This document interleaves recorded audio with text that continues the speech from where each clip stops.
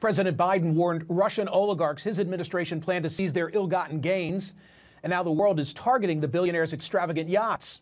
Friday, Italian authorities in the port of Trieste seized the ship known as Sailing Yacht A, worth about $578 million, belonging to Andrei Melnichenko. He owns a fertilizer producer and coal company. This followed the impoundings of Lady M, that's owned by Alexei Mordashov, the so-called richest man in Russia, and Lena, belonging to Gennady Timchenko, who controls an oil exporting company. French officials seized the $120 million Amore Vero, claiming it's owned by Igor Sechin. That's the head of the Russian state-owned oil company Rosneft. Other oligarchs are trying to prevent this from happening. After it left port in Montenegro on March the 2nd, the Galactica Supernova, owned by Lukoil CEO Vazhit Alekperov, turned off automatic tracking systems, which is against the law for a ship of its size. After Britain sanctioned Roman Abramovich, the billionaire who's selling his stake in the football club Chelsea, his two super yachts began moving reportedly to reach countries without formal extradition agreements. His Eclipse is the world's second largest such boat. It's got its own missile defense system, a mini submarine as well. After recent renovations, its estimated value is $1 billion. And rumors are rampant that the secret owner of Scheherazade, that's a 459-foot, $700 million super yacht currently anchored in a coastal town in Tuscany, might be Vladimir Putin himself. The ship was built in 2020, registered in the Marshall Islands, boasts 2 helicopter decks, a swimming pool that converts to a dance floor, and gold-plated bathroom fixtures. The ship's British captain told the New York Times that Putin did not own the yacht and that he'd never been on it. The captain said the mystery owner was not on the sanctions list, but that a non-disclosure agreement prevented him from revealing more. Putin owns very little in his own name and often uses homes and ships that are owned by the oligarchs. Joining me now is Alex Finley, a former CIA officer who's in Barcelona, where many of these yachts go to get repaired. She's been maintaining a yacht watch on Twitter and been studying the billionaires as part of research for a forthcoming novel. Alex, thanks so much for being here. I remember a story a couple of years ago in the New York Times that talked about just how difficult it is to figure out the ownership of real estate in Midtown Manhattan because, in part, of the oligarchs going to great lengths to hide their identity. This is just like that, right? It's tough to figure out who owns them? You're exactly right. Most of these ships are owned actually by front companies, and they have property managers who sort of run them. Most of them are flagged in places like you noted, the Marshall Islands or the Cayman Islands, the Isle of Wight, excuse me. So it's very difficult to sort of untangle who the beneficial owner is. There's shell company upon shell company, and so trying to follow all of that back and figure out exactly who the owner is very difficult, and it's done that way on purpose. What are you noting as you're tracking them? Is there any concerted effort that comes to light, or are they all just going in separate directions? What are the patterns? So far, we've seen a number of them that have left Europe. They seem to be heading south.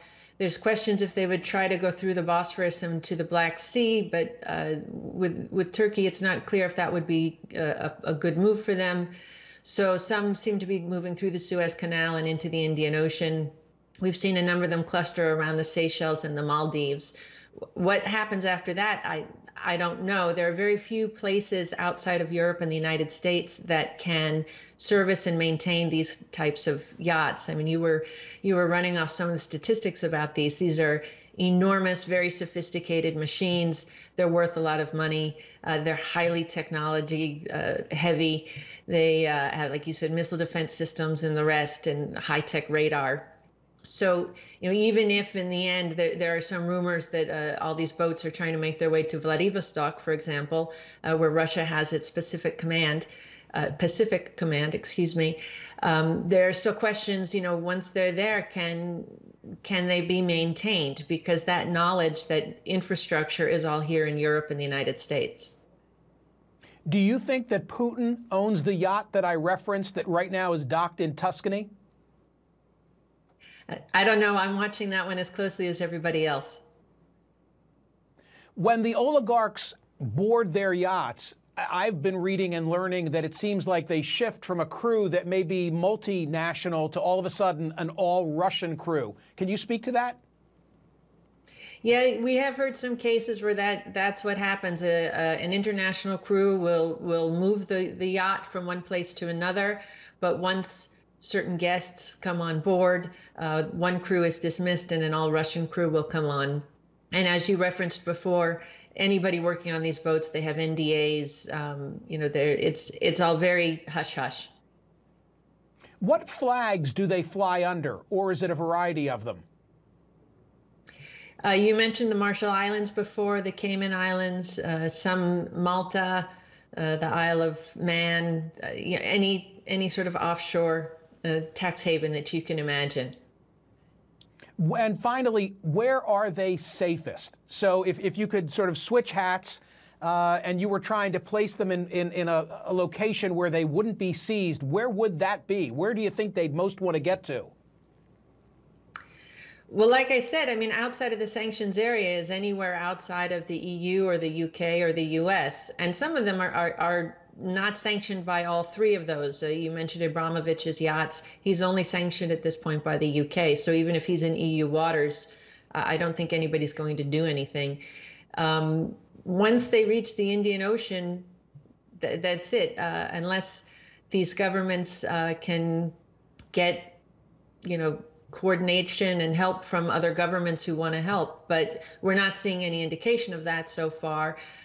We've even seen some indications that, some are ready to work with the Russians and it means more money for them, that the UAE, for example, is sort of happy to have the Russians come and make UAE their new playground.